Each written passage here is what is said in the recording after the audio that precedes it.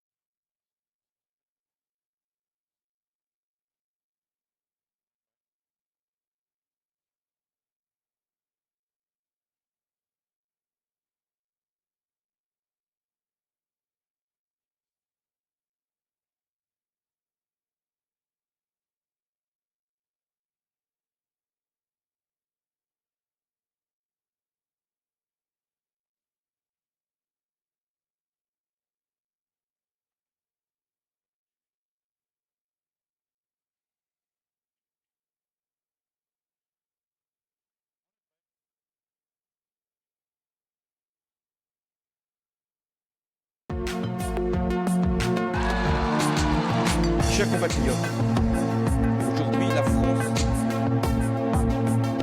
L'association Solidaridad. Les crimes organisés. Chi come noi hanno sempre combattuto. Bonsoir à tous et merci d'être fidèles à IHT les RCFM. Nous vous retrouvons avec plaisir pour suivre ce nouveau contraste élaboré en collaboration avec le quotidien Corse Matin. Liberté, sécurité, ces deux termes n'auront jamais été autant d'actualité. L'équilibre fragile entre l'un et l'autre est mis à mal depuis des mois par la menace terroriste et les surenchères populistes qui lui répondent. De cette liberté et de l'indispensable sécurité, de la justice, des droits des citoyens, il sera longuement question au cours de cette émission puisque nous recevons un homme qui est à la fois avocat, membre de la Ligue des droits de l'homme et engagé à gauche. Sébastien de Cazalte est aujourd'hui l'invité de Contraste. Bonsoir Sébastien de Cazalte. Bonsoir à tous vos auditeurs, à tous vos téléspectateurs et merci de m'accueillir dans cette émission. Et merci d'avoir répondu positivement à cette invitation. Alors nous parlerons avec vous du rôle et du fonctionnement de l'institution judiciaire, bien sûr, de l'évolution du métier d'avocat, sans oublier la situation de la criminalité en Corse. Et Roger Antèche de Corse Matin et Patrick Vinciguerra de RCFM et deux fidèles confrères vous interrogeront durant ces 42 minutes. Messieurs, bonsoir et merci de votre présence également. Alors, l'actualité cette semaine, et nous éloigne un peu de la Corse, c'est Amnesty International qui a publié son rapport annuel concernant le respect des droits fondamentaux, et c'était cette semaine à Paris, contrairement à l'habitude où elle présente ce rapport à Londres.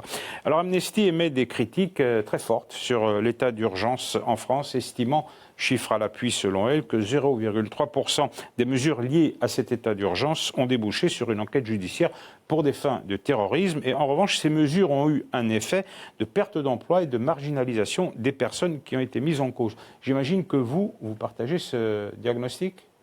Je partage ce diagnostic. Ce rapport ne doit pas être taxé d'angélisme et il me semble qu'il est source d'enseignements qui sont extrêmement riches. Le monde est dangereux et il y a des moments exceptionnels où il faut mettre en œuvre des moyens exceptionnels.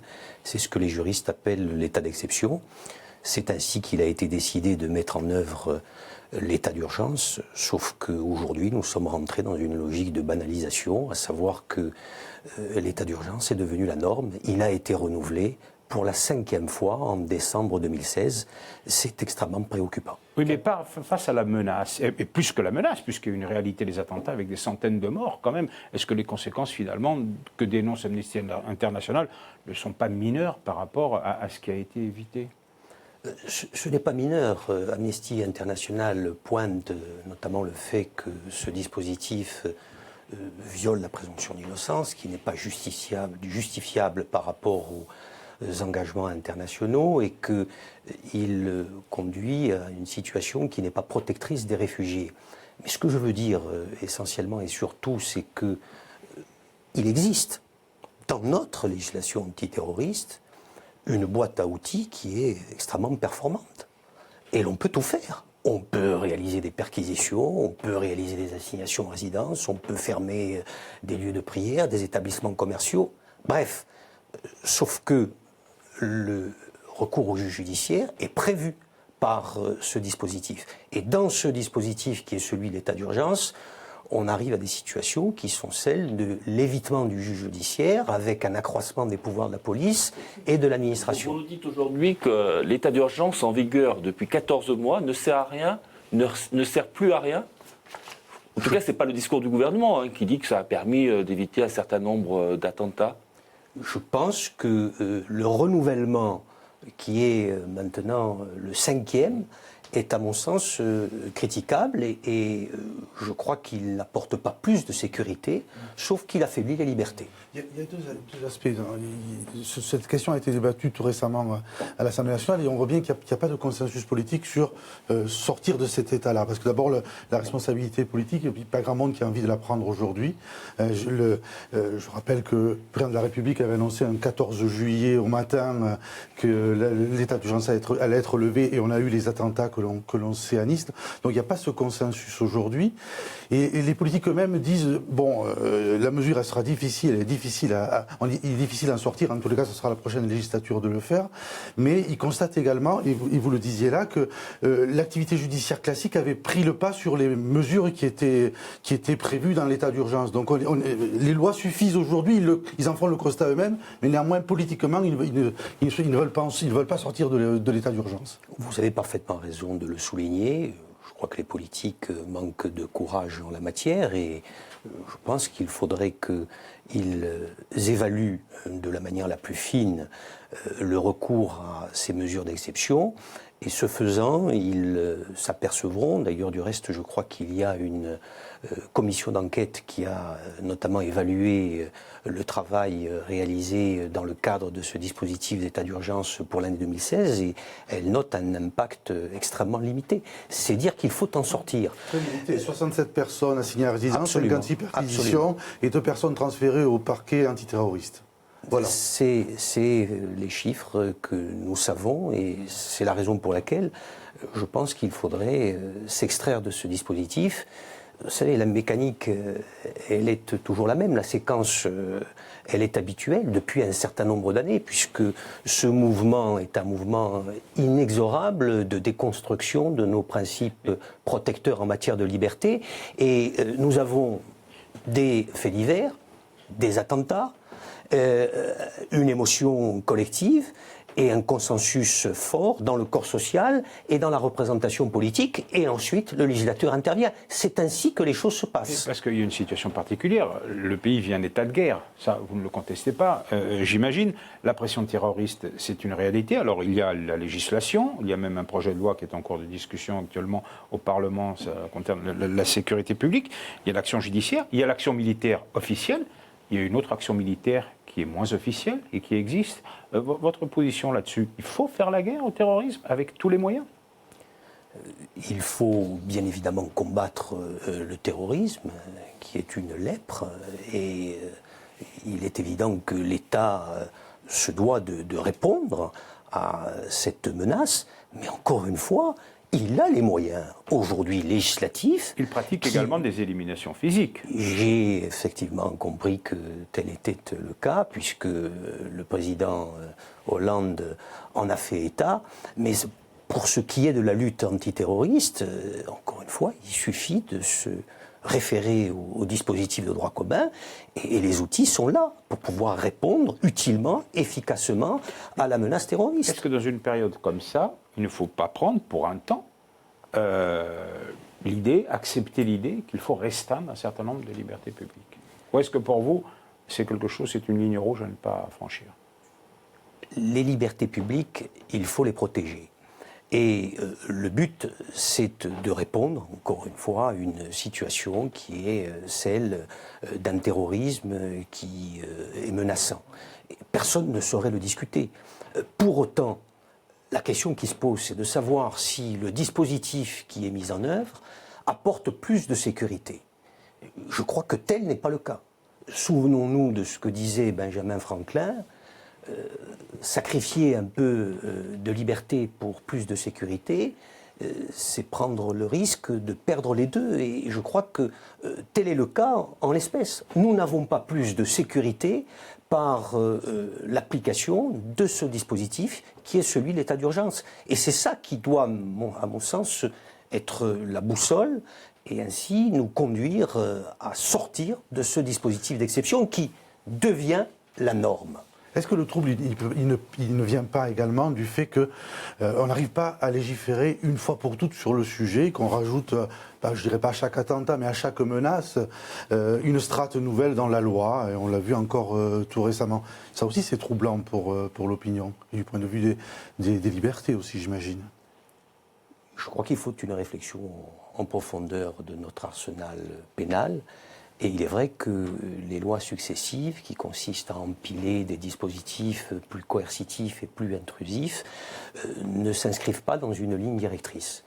Et ça pose un véritable problème. La réponse, de mon point de vue, elle devrait être la suivante. Ce serait de se livrer à cette analyse, d'avoir recours aux sciences sociales, à ces résultats, et surtout doter la justice de moyens supplémentaires. Nous savons que la justice est dans une situation d'urgence absolue, elle est en voie de clochardisation, c'est ce que disait le ministre de la Justice lui-même. Il faut des moyens en magistrats, en greffiers, en policiers, en gendarmes, et il faut aussi sans doute une analyse plus fine des raisons de cette non-intégration économique et culturelle.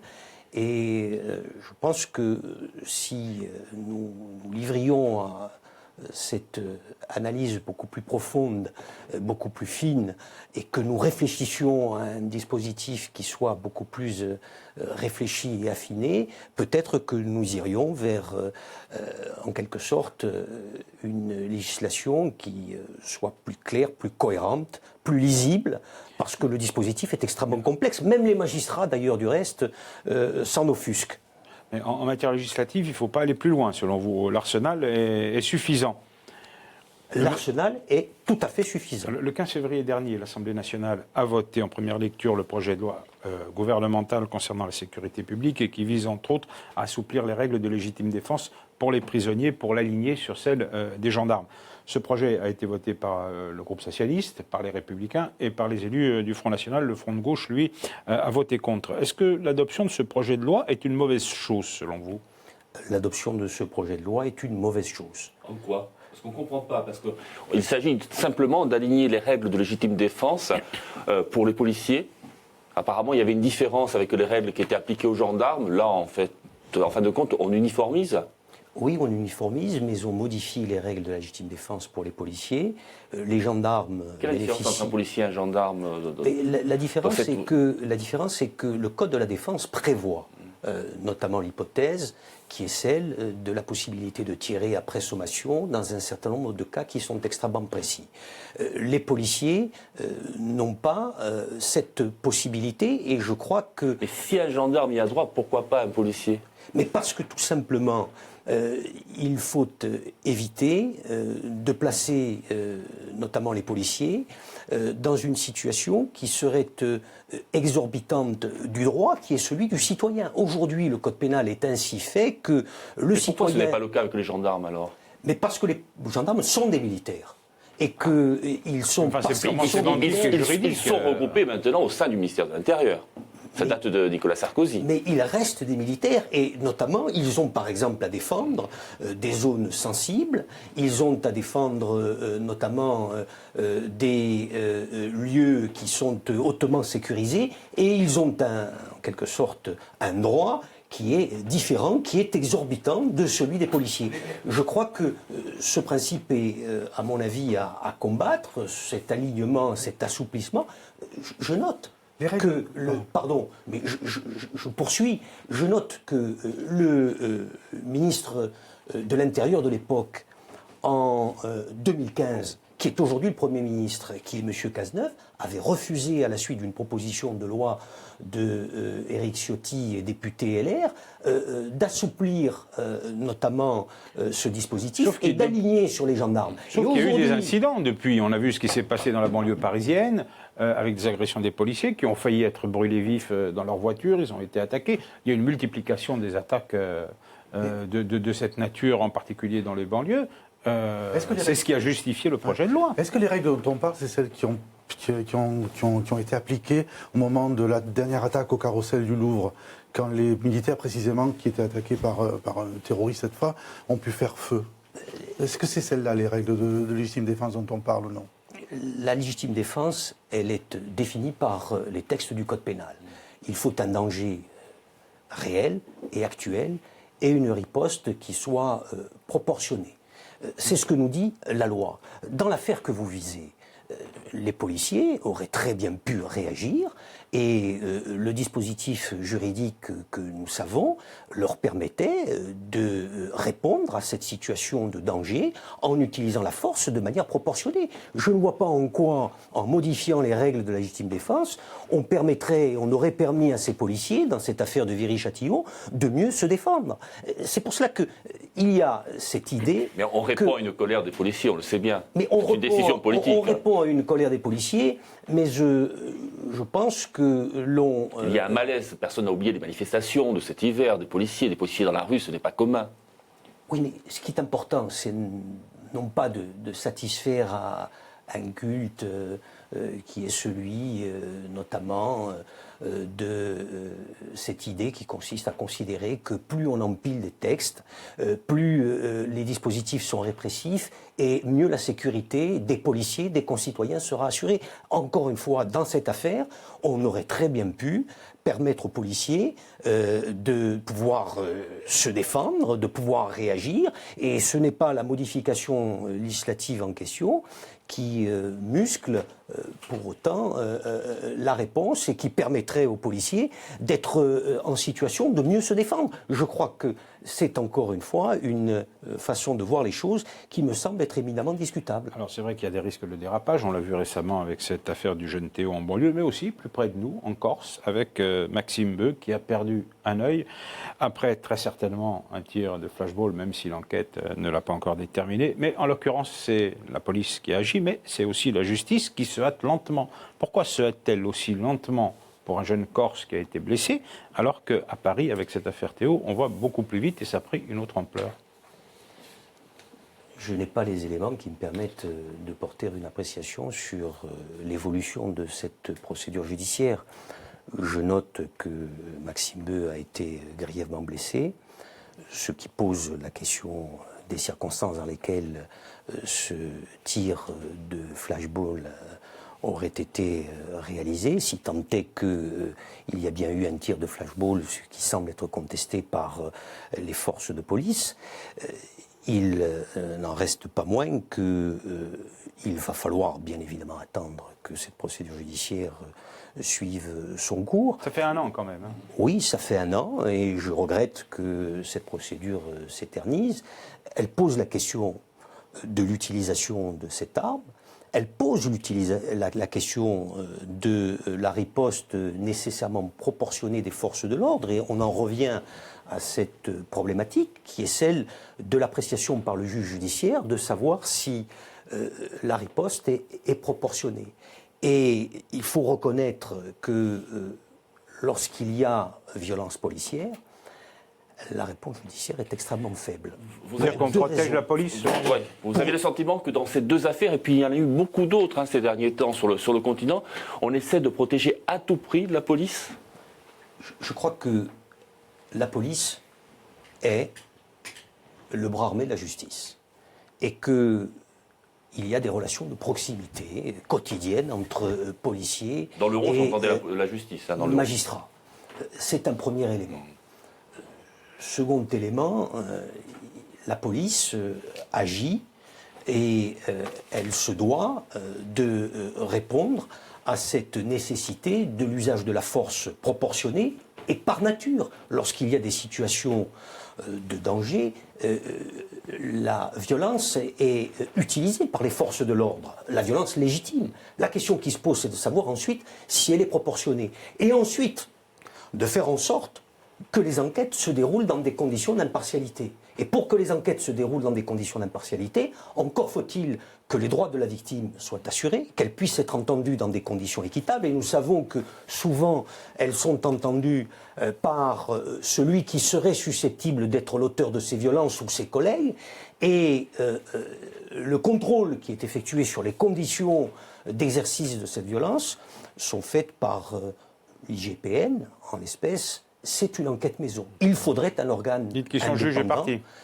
À l'évidence, il faut un organe indépendant. D'ailleurs, c'est ce que réclament les organes de défense des droits de l'homme, la Ligue des droits de l'homme. Il faut un organisme indépendant qui puisse, à ce moment-là, réaliser une enquête qui soit objective sur les conditions d'utilisation de la violence. Il n'appartiendrait ni à la justice ni à la police? Il appartient à la justice de trancher, mais lorsqu'il s'agit administrativement d'examiner les conditions dans lesquelles la violence a été exercée, il faudrait que ce soit une enquête qui soit réalisée dans des conditions d'indépendance. Un gouvernement de gauche ne présente pas beaucoup plus de garanties qu'un gouvernement de droite en la matière. Aujourd'hui, on pourrait dire les choses comme cela.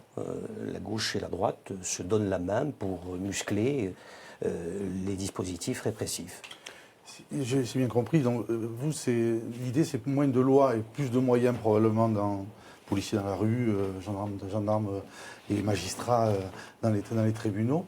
Est-ce que quand même, sur notre plan, l'état de violence de la société corse, et je parle notamment en bordure des affaires que l'on vient d'évoquer, il y a quand même, on sent que dans la jeunesse, il y a une violence qui est latente et qui s'exprime parfois très durement à l'égard des forces de l'ordre ou d'autres institutions. C'est quelque chose qui vous préoccupe et comment on y fait face à cette violence-là?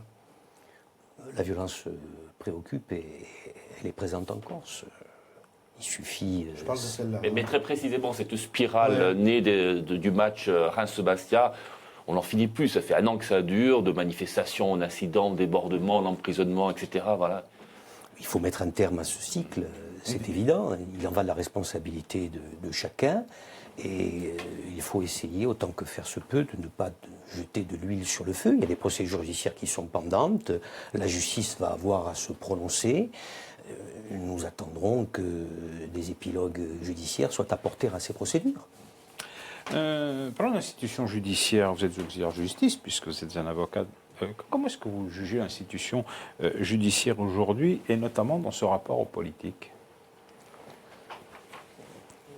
Il faut reconnaître que l'époque a changé. Le climat général est celui d'une transparence, d'un moralisme qui sont érigés en vertu suprême. Et la société est de plus en plus judiciarisée et demande qu'il soit géré l'argent public avec la plus grande rigueur. Cela est quelque chose qui n'est pas bien évidemment critiquable. Le citoyen est de plus en plus sensible à l'éthique et je crois que c'est quelque chose d'important. Par ailleurs, pour revenir à la situation de la Corse, il y a aussi en Corse des affaires qui sont traitées par le pôle économique et financier, notamment des affaires qui concernent des élus et plus précisément vous y participez cette affaire des prévenus. Je défends Thierry Gamba-Martin et je dois dire que pour ma part j'ai été consterné et sidéré par cette décision de condamnation. Je le dis sans détour et avec franchise, et cette franchise est l'expression du respect que je porte aux magistrats qui ont jugé. Voilà un homme qui a été condamné sans preuve, sans fait, sans témoin, sans date, et qui a été sacrifié sur l'autel d'une construction intellectuelle qui est purement arbitraire. Là, vous êtes dans votre rôle d'avocat, mais il est vrai que les politiques ont toujours pris, depuis des décennies, sans conséquences judiciaires, beaucoup de liberté avec la gestion des fonds publics. Ça, c'est une réalité aussi. Vous savez, il est difficile de porter un jugement qui consiste à généraliser les pratiques, notamment des élus. Je crois que dans leur immense majorité, les élus sont honnêtes. Il y a des exceptions. Il ne faut pas pour autant se livrer à une globalisation. Mais il n'y a quand même pas un problème, par exemple, par rapport à la justice. Quand vous avez deux présidents de la République successifs, Nicolas Sarkozy et François Hollande, qui traitent les magistrats à travers des livres, à travers des déclarations dans les journaux, comme ils les traitent, les uns parlant de petits pois, les autres parlant de lâcheté, est-ce que vous estimez que c'est tout à fait normal que ceux qui sont les garants, normalement, de l'institution judiciaire et de l'indépendance de l'institution, se permettent ce genre de propos? Un président ne devrait pas dire ça. Un président ne devrait pas dire ça, à l'évidence, et il faut respecter l'institution judiciaire. En ma qualité d'avocat, nous avons des relations quotidiennes avec l'institution judiciaire.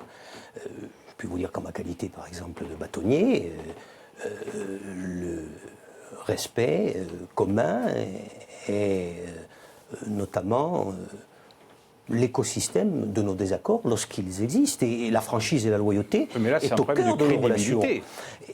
La crédibilité, elle se mérite. En l'espèce, vous faites état de ces deux déclarations des deux présidents de la République. Elles ne sont pas acceptables. L'institution judiciaire, elle est un véritable pouvoir. Elle doit pouvoir faire son travail de manière indépendante et se pose la question d'une réforme de cette institution. Parce que, de mon point de vue, la réforme qui me semblerait être la plus appropriée de la justice, c'est celle qui consisterait à couper le lien entre le parquet et l'exécutif, à séparer les deux corps qui sont magistrats du siège et magistrats du parquet, à faire en sorte qu'il puisse y avoir un procureur de la République qui soit un procureur national qui chapeaute le corps des magistrats qui accusent, et ça permettrait d'éviter ce soupçon qui peut conduire à imaginer que dans un certain nombre d'affaires sensibles, le ministère public puisse donner des instructions, même si la loi aujourd'hui l'interdit. Prenez par exemple l'affaire Fillon, le parquet national financier, il reste sous, en quelque sorte, la responsabilité de l'exécutif. Il y a un lien qui demeure. Alors certes, il n'a pas la possibilité... Ce que dément le garde du Sceau, parce qu'il est intervenu sur une question au gouvernement cette semaine, en disant, moi, les procureurs, ils sont nommés avec avis du Conseil de la magistrature, de manière tout à fait indépendante. J'ai toujours suivi l'avis du Conseil national de la magistrature. Donc les instructions, tous les gardes des Sceaux qui se succèdent disent qu'ils n'en passent désormais plus aux procureurs. Il y a, entre la vision que vous avez et la vision qui s'est installée, il y a quand même une sacrée différence. Et sur le parquet national financier, est-ce qu'il avait une utilité à être installé il y a 3 ans, quand effectivement on a voulu s'intéresser aux affaires politico-financières? Il n'y avait pas d'intérêt à spécialiser un parquet dans ces affaires-là? Le parquet national financier a été créé pour des affaires extrêmement complexes et il exerce une compétence concurrente avec d'autres parquets. C'est la loi, on peut estimer qu'elle n'est pas bonne, mais aujourd'hui il fait partie du paysage. En revanche, vous insistiez sur cette ambiguïté et vous avez parfaitement raison de le souligner. Le parquet est indépendant. Les magistrats du parquet sont indépendants en ce qu'ils font leur métier avec impartialité. Mais c'est une question de tempérament, d'état d'esprit. Parce que la Cour européenne nous dit que ce ne sont pas une autorité judiciaire indépendante, au regard notamment de cette situation que je décrivais. Et il existe ce lien qui continue, qui est de nature à permettre d'instiller le doute parfois dans un certain nombre d'affaires et de laisser à penser qu'ils ne le sont pas, alors que peut-être ils le sont. Et pour ma part, je n'ai pas pour habitude de me livrer à une critique par principe de la non-indépendance des magistrats du parquet. Je pense qu'ils sont indépendants dans leur travail au quotidien et qu'ils font leur travail avec le souci de bien faire. Mais il n'en demeure pas moins que ce dispositif qui est un dispositif qui, à mon sens, mérite d'être réformé, n'est pas de nature véritablement à nous rassurer sur l'indépendance des magistrats du parquet. Vous visez indirectement le procureur de la République de Bastia, Nicolas Besson? Absolument pas. Donc vous n'avez pas son départ, vous? Je n'ai pas d'informations qui me laissent à penser qu'il... Quand certains le demandent, c'est pour ça que je vous pose la question. J'ai effectivement compris qu'il y avait la demande de démission qui avait été faite du procureur de la République. Le procureur de la République, M. Besson, est un magistrat particulièrement dynamique, actif. Et d'ailleurs, il a été très actif dans le procès des gîtes ruraux. Hein. Dans cette affaire des gîtes ruraux, il a été un aiguillon. il n'en demeure pas moins que... Ces réquisitions ont été suivies à la lettre Ces réquisitions ont été suivies à la lettre, ce qui parfois peut laisser à penser, en tout cas l'avocat que je suis dans cette procédure, que le tribunal a fait preuve daltonisme et qu'il a perçu cette procédure uniquement en regardant les couleurs de l'accusation. C'est regrettable. Vous n'avez pas répondu, vous ne Oui. voulez pas qu'il parte? Je ne vois pas pour quelle raison je souhaiterais qu'il parte. J'ai des relations institutionnelles avec lui qui sont extrêmement bonnes et qui sont marquées du sceau de la loyauté. Mais vous savez que la vie d'un parquetier elle est extrêmement courte et que la moyenne à peu près La elle vie est de professionnelle. 3 à 4 ans. La vie Bien professionnelle. évidemment, la vie professionnelle, elle est de 3 à 4 ans dans un ressort et qu'ils sont appelés par la suite à bouger. Alors, il nous reste à peine 2 minutes avant que votre contradicteur vienne. On en vient à la criminalité en Corse. Il y a une semaine, il y a eu une tentative de meurtre à Sartène. Un homme de 51 ans a été grièvement blessé alors qu'il aurait gagné son domicile. Il avait déjà fait l'objet d'une pareille agression il y a quelques années. Alors récemment, dans un entretien à Corse ce matin, vous déclariez que vous ne l'aviez pas observé, alors je cite, de stratégie d'infiltration de la société civile et des institutions qui serait le fait d'une association de malfaiteurs dans sa forme la plus aboutie. Vous parliez à propos de mafia, de termes galvaudés. Vous êtes sûr de confirmer vos propos? Il n'y a pas d'association de malfaiteurs infiltrée dans la société civile en Corse et dans le monde économique? Je confirme mon propos à l'aune des procédures judiciaires qui sont pendantes et qui ont été jugées par la justice en Corse. Le terme de mafia a une origine sicilienne. Pour autant, la mafia, aujourd'hui, désigne indifféremment toute forme de criminalité. C'est un terme générique. C'est une expression par extension successive qui désigne indifféremment toutes les formes de criminalité. Mais ce n'est pas parce qu'un groupe criminel est organisé qu'il faille parler de mafia. Et la Le mafia, résultat est c'est peut-être le même. C'est pas le même. La mafia, c'est un groupe criminel qui est structuré et qui a envahi toutes les sphères civiles, institutionnelles et économiques de la société. Aujourd'hui, les procédures judiciaires qui ont été amenées à être jugées, celles qui sont pendantes, n'ont pas révélé pareille stratégie. C'est pour cela que je crois qu'il vaut mieux employer une terminologie qui soit moins irrésistiblement Il y a eu un certain péjorative. nombre d'assassinats en Corse, de notables, d'hommes politiques. Vous croyez que ce n'est pas lié à des affaires de marché public, d'immobilier, etc. Très vite, donc on arrive à une certaine mafia, puisqu'il y a infiltration, il y a interférence. Mais encore une fois, la délinquance organisée. C'est vrai qu'on n'a arrêté personne, donc c'est difficile de parler de mafia. La délinquance organisée, c'est pas la mafia. Il y a un banditisme prégnant, organisé, qui s'emploie à capter les richesses, qui est susceptible de menacer, de tuer, indiscutablement. Mais parler de mafia, je crois que c'est abusif. Alors, nous arrivons au moment de notre débat avec aujourd'hui un officier de police, syndicaliste représentant l'organisation Alliance, M. Sylvain Guimond, qui va venir vous contredire dans un instant.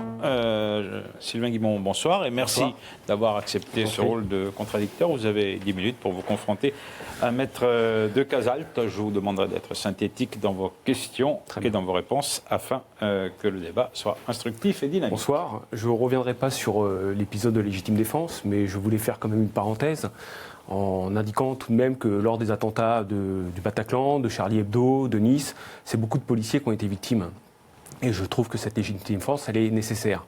Je voulais surtout rebondir sur les lois qui ont découlé justement de toute cette série d'attentats, et notamment en fait sur les fonctionnaires qui se retrouvent de plus en plus en difficulté lors des rédactions procédurales, avec une complexité aggravée de jour en jour par une succession de lois. On avait fait remonter une revendication au plus haut sommet de l'État, notamment avec le président de la République et le garde des Sceaux, sur une demande de simplification de procédure. On a été écouté, on n'a pas été entendu, mais malheureusement, c'est les attentats de 2015 qui ont fait que ça a boosté cette revendication, et nous avons vu en fait que l'État prenait en compte cette nécessité de sortir une loi pour renforcer la lutte contre les crimes organisés, le terrorisme et son financement. C'est ce qui a fait l'objet de la loi du 3 juin 2016, renforçant la lutte des crimes organisés, de le terrorisme, leur financement et leur efficacité et les garanties de la procédure pénale. Cette loi a donc modifié en profondeur plusieurs codes, notamment le code de procédure pénale. Et le législateur nous a un peu laissé sur notre faim parce qu'en fait, il a alourdi encore plus la procédure pénale plutôt que la simplifier. Par contre, cette loi, à contrario, elle offre beaucoup plus de droits de défense aux mises en cause. Notamment en assurant une présence quasi constante de l'avocat, du début de la garde à vue, durant tous les actes de celle-ci jusqu'à sa fin. Notamment sur la présence de l'avocat lors de reconstitution, sur la présence de l'avocat lors de tapissage, ce qui sont les scènes d'identification des suspects par les témoins ou mises en cause, et la présence de l'avocat à chaque étape en fait, des auditions. Ne pensez-vous pas que ce renforcement de la présence de l'avocat est un risque pour le bon déroulement de la procédure pénale ? Je pense que non. Je pense que la présence de l'avocat durant la garde à vue est nécessaire et je ne crois pas qu'elle puisse être de nature à gêner la poursuite de l'enquête et la nécessaire récolte des éléments de preuve. Vous expliquez que la loi est de plus en plus complexe. Vous avez raison sur ce point et je le regrette. Pour ma part, les dispositifs s'empilent et il est parfois de plus en plus difficile de s'y retrouver, même les professionnels, lorsqu'ils compulsent leur code de procédure pénale, en arrivent à ne plus parfois comprendre les textes tellement ils s'enchevêtrent les uns dans les autres. Pour ce qui est de la loi du 3 juin 2016, vous faisiez état de ce que l'avocat peut être plus présent à l'occasion d'actes que vous avez rappelés. Oui, mais l'essentiel et l'inspiration de ce texte, il est, à mon avis, à rechercher ailleurs. Ce texte accroît considérablement les pouvoirs du parquet et conduit de plus en plus à un évitement du juge judiciaire. Et à mon avis, ça pose un problème. Ça pose un problème parce qu'on voit que les procédures qui sont suivies par le juge judiciaire, qui est le garant des libertés individuelles, tendent de plus en plus à être marginalisées. On donne plus de pouvoir au parquet et cela sape l'état de droit tel que je le conçois pour ma part, parce que le juge judiciaire, c'est le garant des libertés individuelles. Mais vous pensez qu'on donne plus de droits en fait, au parquet avec cette loi-là ? Vous ne pensez pas que la présence de l'avocat lors des tapissages et des séances d'identification du suspect par les victimes et les auteurs, l'avocat du mis en cause ne peut pas mettre une pression psychologique indirecte aux témoins et aux victimes, justement en forçant justement par sa présence, surtout dans un contexte comme la Corse, où tout le monde se connaît, tout le monde se côtoie, finalement de ne plus avoir de reconnaissance visuelle des suspects. Avec la mise en place du droit de silence, la mise en place de l'avocat dans les auditions, dans les confrontations, on risque justement de démultiplier les actes de procédure, on risque justement de se mettre un peu les pieds dans le tapis avec des vices de procédure, ça risque d'être justement en fait une aubaine pour les mises en cause. Et on va solder finalement par une victime, doublement victime, parce qu'elle sera victime une première fois de ce délit ou de ce crime, et elle sera victime une deuxième fois parce que finalement on n'aura pas pu aboutir à l'enquête. Je ne vois pas en quoi la présence de l'avocat durant tous les actes de la garde à vue puisse être de nature à générer plus de vices de procédure. Ça, c'est un premier élément. Second élément, je ne peux pas vous rejoindre lorsque vous soutenez que la présence de l'avocat pourrait être synonyme de pression dans un certain nombre de situations. Indirecte, j'ai dit pression indirecte. Même de pression indirecte. Nous sommes là pour faire notre métier. Nous le faisons en respectant les règles. Nous assistons à un gardé à vue, à une mise en cause. Et je ne vois pas en quoi le fait d'être aux côtés d'un gardé à vue, afin que ses droits puissent être respectés, puisse être de nature à être regardé comme une influence néfaste sur un témoin, sur une victime. En toute honnêteté, je ne vois pas la présence d'un avocat lors de séances de tapissage. C'est simplement une reconnaissance par les témoins ou les victimes de l'auteur du fait pour justement conforter la police dans le fait qu'elle a bien le bon mis en cause en garde à vue. La présence de l'avocat risque, et je pense qu'on va me rejoindre, beaucoup de collègues vont me rejoindre là-dessus, risque justement de mettre une pression psychologique indirecte, et on risque d'avoir en fait des non-reconnaissances ou des doutes qui finalement vont finir par doute et vont casser la procédure. C'est un gros risque pour les droits de la défense, et enfin surtout les droits des victimes. Et cette loi, je pense qu'en fait, elle n'est pas orientée pour les victimes. Le tapissage est une pseudo-confrontation. Le juge d'instruction... C'est sur Vicentins où il n'y a pas de confrontation, c'est Vicentins où c'est sur présentation photographique. C'est une pseudo-confrontation au sens où il s'agit, pour un témoin, pour une victime, de reconnaître une personne qui aurait pu commettre une infraction. Le juge d'instruction peut, par la suite, dans le cadre de la procédure, réaliser une confrontation dans son cabinet.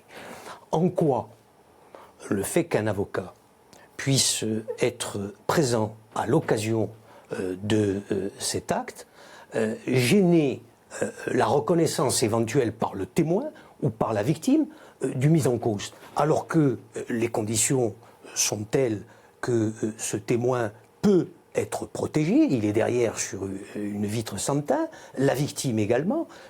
Je ne vois pas très franchement en quoi cette présence de l'avocat puisse être de nature à compromettre notamment la manifestation de la vérité. Ce n'est pas, de mon point de vue, un obstacle à cela. Il y a un nouveau droit à la défense qui a été aussi ajouté pour les mises en cause, c'est notamment le droit de s'entretenir avec une tierce personne pendant une durée maximum de 30 minutes. C'est un droit en fait qui est un peu, pour nous, qui paraît un peu bizarre, étant donné que quand on va arriver dans des cadres d'interpellation pour trafic de stupéfiants, pour crime organisé, pour trafic d'armes, laisser un individu communiquer avec un tiers pendant 30 minutes, ça peut en fait camoufler les preuves. Pour s'empêcher en fait de faire cet acte-là, il faudra encore faire du papier, donc des procès-verbaux, justement pour éviter ce droit-là. Sur le continent, on a un exemple très concret assez aberrant. On a un mis en cause qui a utilisé ce droit, et finalement, en fait, sous la surveillance d'un agent de police judiciaire, il s'est entretenu avec son ami, et ça a été un échange langoureux pendant 30 minutes.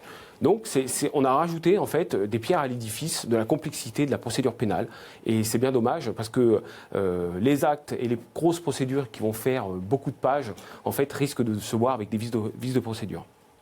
Répondez, et après, notre confrère revienne. Merci.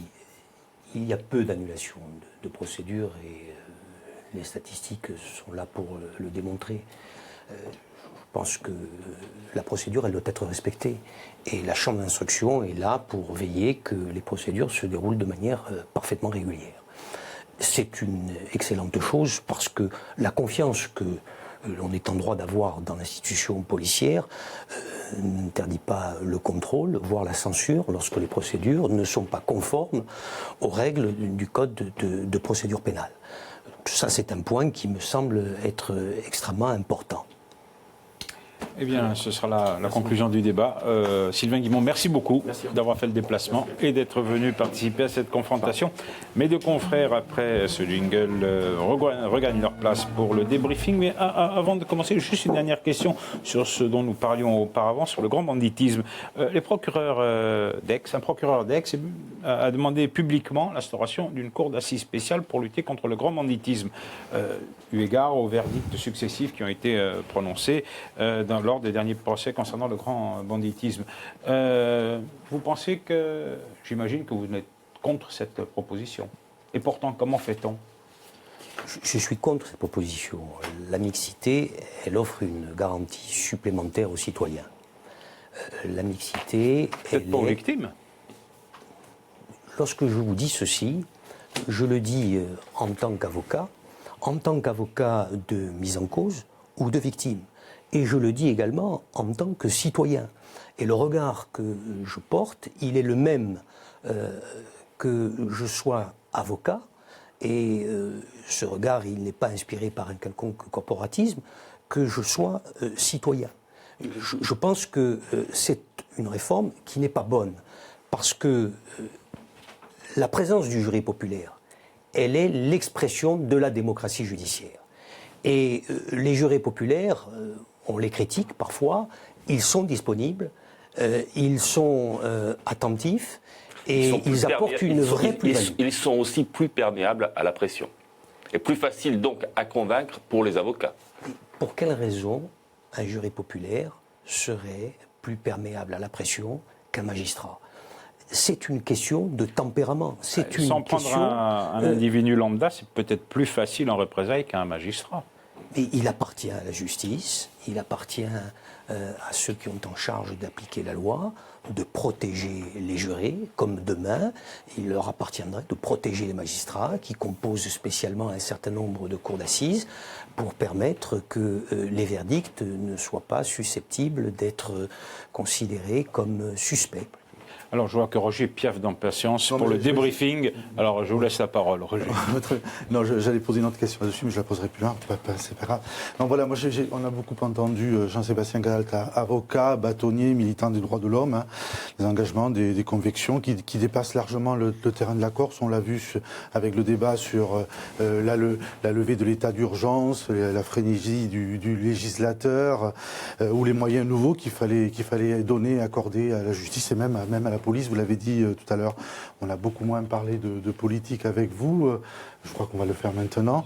De votre engagement à gauche, de vos proximités avec les nationalistes.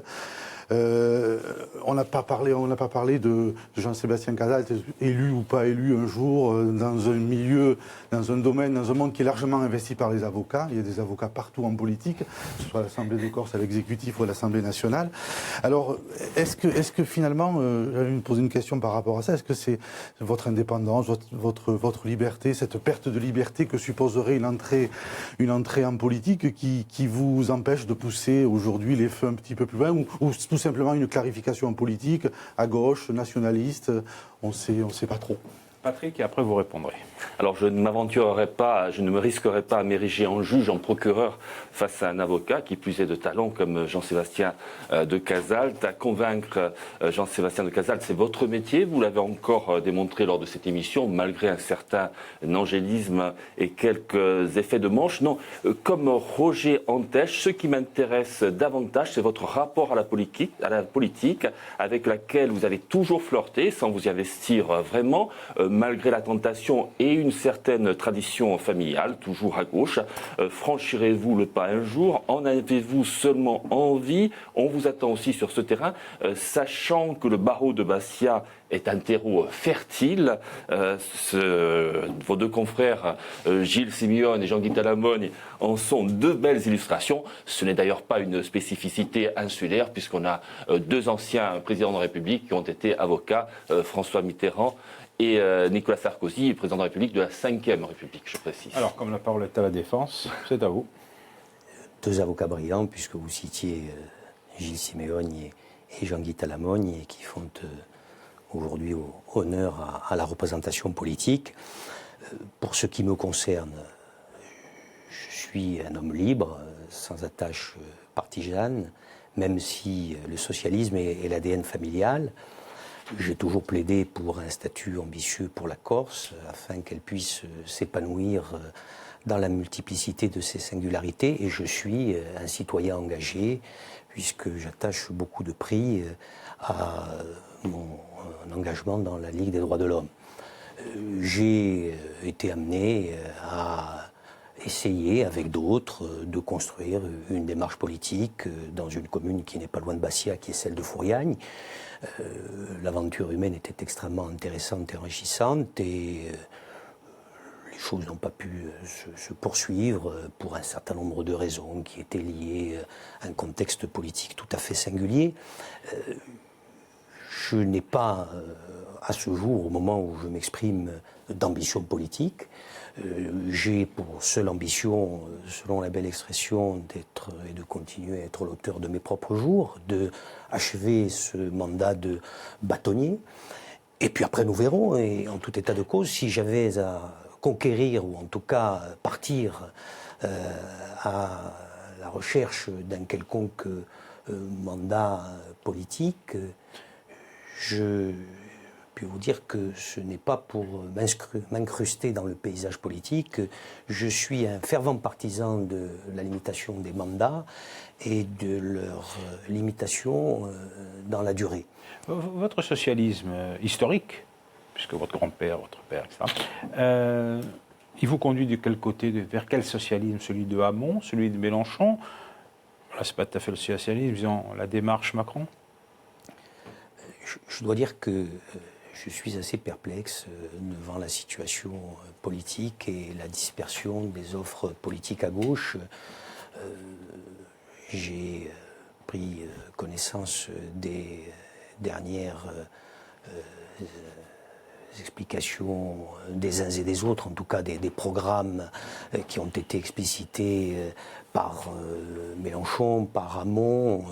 Je ne me reconnais pas dans cette démarche qui consiste, par exemple, à proposer un revenu universel dont on a du mal à comprendre comment il pourrait être financé. Quant à Mélenchon, il est plus dans la proclamation que véritablement dans la construction d'une société. Donc si on procède par élimination, c'est Macron. Vous savez, pour ce qui est de Macron, j'attends de connaître un peu plus avant ce qu'il proposera, notamment pour la Corse. Je ne suis pas aujourd'hui véritablement séduit par les offres politiques des uns et des autres. Je me déterminerai, comme tout un chacun. Il reste 2 minutes, Roger. On va aussi parler des législatives qui viennent. Vous semblez dire que vous ne serez pas candidat à quelque poste que ce soit.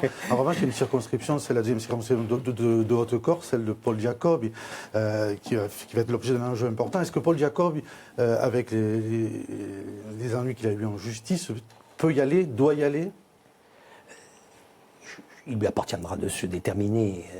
Paul Jacob s'est trouvé confronté à un climat tout à fait particulier. Il est vrai que le prétendu système Jacob y a conquis le statut de sujet médiatique, tellement il a été fredonné dans le landornéo politique et vous en êtes fait légitimement l'écho. Quelques éléments. Aujourd'hui, attendons que la justice ne tranche. Avant que la justice ne tranche, il y a la présomption d'innocence. Paul Jacob, il est présumé innocent. Il a fait appel de la décision qui a été rendue. Et ce que je veux dire le concernant, c'est que c'est un homme de qualité, c'est un homme brillant, c'est un homme intelligent, et je suis persuadé que c'est un honnête homme. La justice aura connaître en appel de cette procédure, mais en tout état de cause... Est-ce qu'il peut y aller lesté de cette condamnation? Est-ce qu'il peut aller devant l'électeur lesté de cette condamnation? Oui, parce que... Il n'y a pas un problème éthique, il n'y a pas un problème moral? Mais le problème éthique et le problème moral s'opposeraient si il était condamné et si cette condamnation était assortie d'une mesure d'éligibilité. À ce moment-là, il ne pourrait pas se présenter. Mais aujourd'hui, je ne vois pas pour quelle raison il serait en situation d'empêchement. S'il y va, vous le soutiendriez? Pour ma part, je ne vote pas dans cette circonscription, mais en tout état de cause, je pense que la mandature qui a été la sienne a posé un certain nombre de fondamentaux politiques. Il a participé à la rénovation du logiciel politique à gauche, et je crois que cela est méritoire. Eh bien, ce sera là votre conclusion, Jean-Sébastien de Casalta. Merci beaucoup d'avoir participé à ce contraste. Roger Patrick, merci à vous également. Contraste est terminé. On se retrouve la semaine prochaine avec un nouvel invité. Buona settimana. Buonasera a tutti.